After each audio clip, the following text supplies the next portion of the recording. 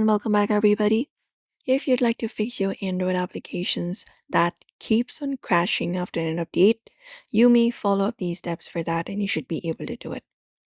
So for that you can restart your phone, you can hold the power button for that and look out for the restart option.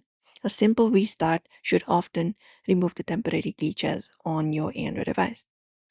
Also clear the app's cache. So go to your settings for that.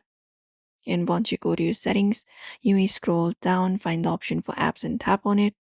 And after you find apps, you can go ahead and look out for the apps from your device.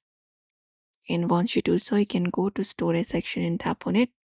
And within storage, look out for the clear cache and tap on clear cache, and that should do so.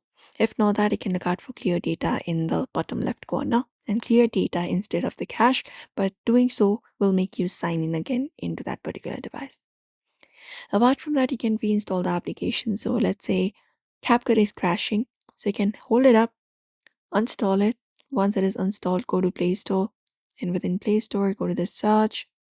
And from your search, just go over and search for Insta or CapCut, let's say.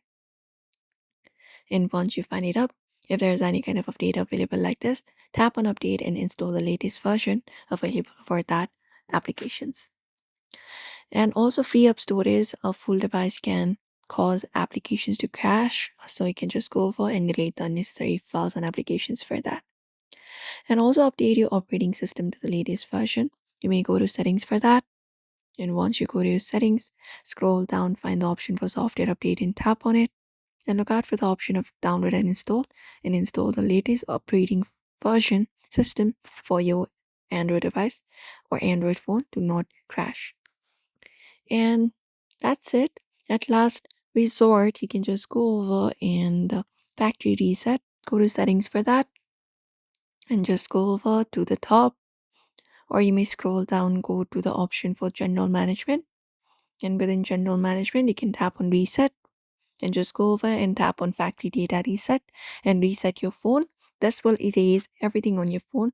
So you can follow up this process for that. So that's it, everybody. Those are the methods you can follow for that to fix that issue. So we hope this video was helpful. Give it a thumbs up and also subscribe for more tips and tutorials.